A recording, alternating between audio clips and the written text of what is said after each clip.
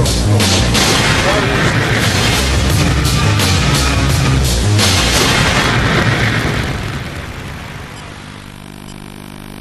اللہ الرحمن الرحیم. محترم ناظرین، پروگرام آغاز کے ساتھ ایک بار پھر حاضر میں ہوں آپ کا میزبان انیق احمد. تشریف فرما ہے ہمارے ساتھ محترم ڈاکٹر اسرار احمد صاحب. کئی دنوں سے آپ ڈاکٹر اسرار صاحب کی گفتگو سماعت فرما رہے ہیں. خواتین و حضرات، ARY ون ورلڈ پر یہ گفتگو اس لیے ہوتی ہے، غایت یہ ہے اس گفتگو کی کہ ہمارے ذہنوں میں چھپی ہوئی بہت ساری باتیں، بہت سارے سوالات، بہت ساری گرہیں جو عقدہ کشائی چاہتی ہیں ان کی عقدہ کشائی ہو، اور ہم مکالمے کے ذریعے اس منزل تک پہنچ پائیں جو منزل اللہ تعالیٰ اور اللہ کے رسول صلی اللہ علیہ وآلہ وسلم کو مطلوب ہے. خواتین و حضرات، آپ براہ راست بات کرتے ہیں ہمارے معزز مہمانوں سے بذریعہ ٹیلی فون. ہمارا فون نمبر ہے 5221-730 اور 0900-279999.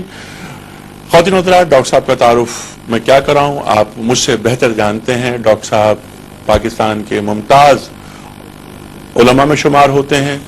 سب سے بڑی بات یہ ہے کہ ڈاکٹر صاحب کا اپنا ایک ویژن ہے. وہ ویژن ایسا ہے کہ جس کے اندر حالات حاضرہ سے مکمل باخبری بھی ہے، امت مسائل کا ادراک بھی ہے، اور ان کے حل کی کوششوں میں آپ سر تاپا مصروف رہتے ہیں.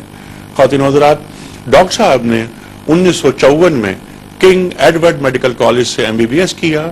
کچھ عرصے پریکٹس کرتے رہے. اس کے بعد آپ نے اپنی زندگی تبلیغ دین اور قرآن کریم کی خدمت کے لیے وقف کر دی. تاحال لمحہ موجود تک ڈاکٹر صاحب کے اپنے قول میں اور اپنے کمٹمنٹ میں ذرا سا بھی آپ متزلزل نہیں ہوئے. خواتین و حضرات، پروگرام کا آغاز ہم وہیں سے کرتے ہیں جہاں سلسلہ کلام کل ٹوٹا تھا. ڈاکٹر صاحب، سب سے پہلے تو آپ کو خوش آمدید ARY کی جانب سے ایک بار پھر. بہت شکریہ. اچھا ڈاکٹر صاحب، آپ فرما رہے تھے کہ مسلمانوں کے عروج اور زوال کی بابت طویل گفتگو آپ کی ہوئی تو، اور آپ نے اس کے 6 اسٹیپس گنوائے. تو ایمان، دل میں پختہ ہونا، اس کے بعد تنظیم ہے، اور تنظیم کے بعد تزکیہ ہے، تزکیہ کے بعد پیسو ریزسٹنس ہے، وغیرہ وغیرہ. اس کے بعد ایکٹیو ریزسٹنس، تصادم، فائنل صورتحال، فائنل تصادم. ڈاکٹر صاحب، حالات یکسر تبدیل ہو گئے ہیں. 1400 برس پہلے کا معاملہ نہیں ہے. آج نیشن اسٹیٹ کا تصور سامنے آ گیا ہے. اپنی اپنی باؤنڈریز میں مسلمان ممالک رہتے ہیں، بستے ہیں، سانس لیتے ہیں. آج سب سے پہلے پاکستان کا بھی نعرہ لگتا ہے. ایسے میں ایکٹیو ریزسٹنس کی جو بات آپ نے فرمائی، اس کے لیے کیا کسی مجتہدانہ طرز عمل کی ضرورت ہے؟ بسم اللہ الرحمن الرحیم.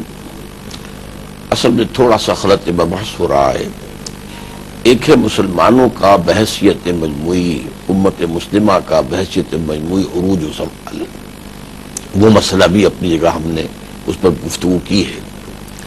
لیکن اس وقت اصل موضوع کیا ہے کہ ہم کسی ایک ملک میں بھی اگر یہ چاہتے ہیں کہ اسلامی انقلاب برپا ہو اور اسلام واقعتاً ایک دین اللہ کی حیثیت سے، ایک پورے پولیٹیکو سوشو اکنامک سسٹم کی حیثیت سے وہ ایک نافذ ہو، قائم ہو، تو اس انقلابی عمل کے سٹیپس کیا ہیں؟ تو اس میں جو بات سامنے آئی تھی وہ یہ ہے کہ پہلے ایک انقلابی جماعت کو تیار کرنا، یہ اصل میں پہلا اس کا مرحلہ ہے. اور اس میں کیا ہے؟ سب سے پہلے دعوت ہے. جو بھی انقلابی نظریہ ہے وہ دلوں کے اندر، دماغوں میں راسخ ہو جائے. جو اسلامی انقلاب کے لیے ایمان ہے اور اس کا ذریعہ دعوت کا قرآن ہے. نمبر 2، انہیں جو بھی لوگ اس ایمان، واقعی حقیقی ایمان کے ساتھ بہرور ہو جائیں، جس کا ثبوت کیا ہوگا؟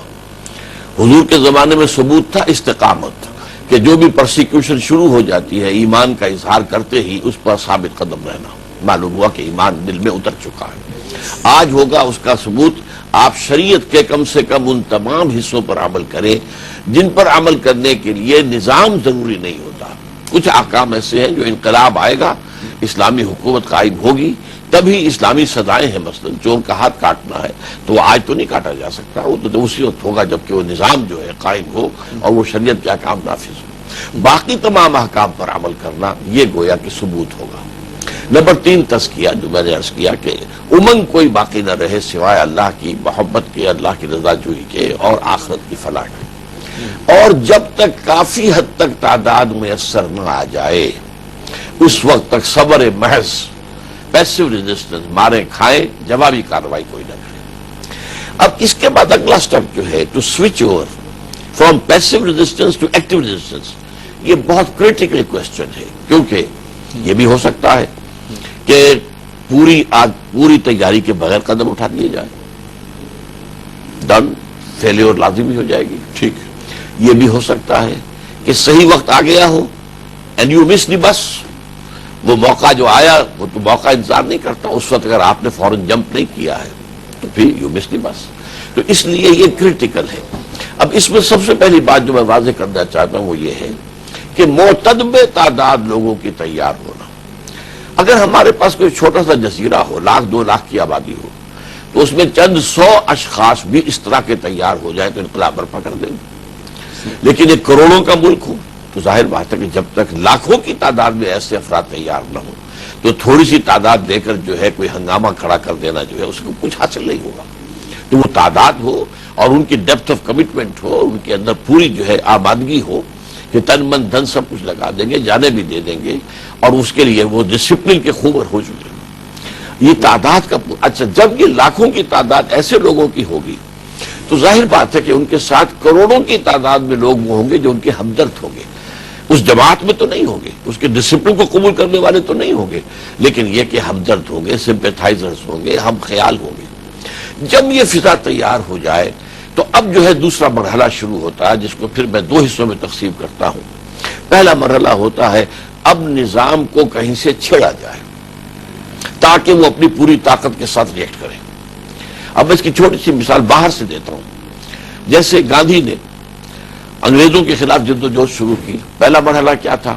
Non violent, naan cooperation. بس ہم تمہارا انگلینڈ کا بنا ہوا کپڑا جو ہے نہیں پہنیں گے، نان کوآپریشن ہے۔ کچھ نہیں کہا، ہم نے کسی کو مارا نہیں، کسی کو کوئی نقصان نہیں پہنچایا، کوئی قانون نہیں توڑا، کوئی قانون تو نہیں ہے کہ ضرور وہاں کا بنا ہوا کپڑا پہنا جائے۔ لیکن نتیجہ کیا نکلا؟ وہ وہاں کی ملیں بند ہونے لگی، اتنی بڑی مارکیٹ جو ہے چلی گئی۔ لہذا یہ کہ وہ انگریز جو ہے اس کو ایک احساس ہو گیا خطرے کا۔ اگلا سٹیپ کیا تھا؟ یہ ہے ایکٹیو ریزسٹنس، وہ تھا نان وائلنٹ سول ڈس اوبیڈینس۔ مطلب سول لا فرمانے کی طرف آپ بات فرما رہے ہیں۔ اچھا، اور آپ یہ چاہتے ہیں کہ یہ کسی ایک مملکت اسلامی کے اندر ایک ماڈل کے طور پر یہ چیز تیار ہو؟ نہ صرف یہ کہ اس لیے کہ ماڈل تیار کیا جائے، بلکہ ممکن ہی یہ ہے، ممکن پوری دنیا میں عالم اسلام کے اندر بیک وقت یہ عمل شروع نہیں ہو سکتا، اور یہاں سے اس کو دیگر ممالک میں ایکسپورٹ کیا جائے۔ وہ جیسے کہ ہمارے سامنے مثال حضور کی ہے صلی اللہ علیہ وسلم۔ آپ نے عرب میں کام کیا، 10 سال تک آپ نے مکے سے باہر قدم نہیں نکالا۔ وہ تو عام الحزن کے بعد آپ نے آس پاس کے قبائل میں جانا شروع کیا ہے، یا آپ طائف تشریف لے گئے۔ اس کے بعد جب مدینے میں اللہ نے بے عطا کیا ہے تو اس کے بعد عرب کا دائرہ تھا، پھر آپ نے سارا کام جو ہے وہ عرب کے اندر کیا ہے۔ وہاں انقلاب برپا کرنے کے بعد جب صلح حدیبیہ تک کا معاملہ آ گیا، جسے قرآن نے کہا کہ انا فتحنا لک فتحا مبینا، تب آپ نے خطوط لکھے ہیں دعوتی، ہرقل کے نام لکھا ہے، پرویز جو خسرو ایران کا تھا اس کو لکھا ہے، اور اس سے پہلے آپ نے کوئی نہ دعوتی خط لکھا، نہ کوئی مبلغ بھیجا، نہ کوئی وفد بھیجا، نہ کوئی جماعت بھیجی۔ تو انقلاب کا معاملہ یہی ہوتا ہے کہ وہ کسی ملک پر اپنے آپ کو کسی جگہ پر کنسنٹریٹ کر کے اور وہاں انقلاب لاتا ہے، پھر وہ ایکسپورٹ ہوتا ہے۔ اچھا ٹھیک ہے، یعنی پہلے مدینہ بننا ضروری ہے۔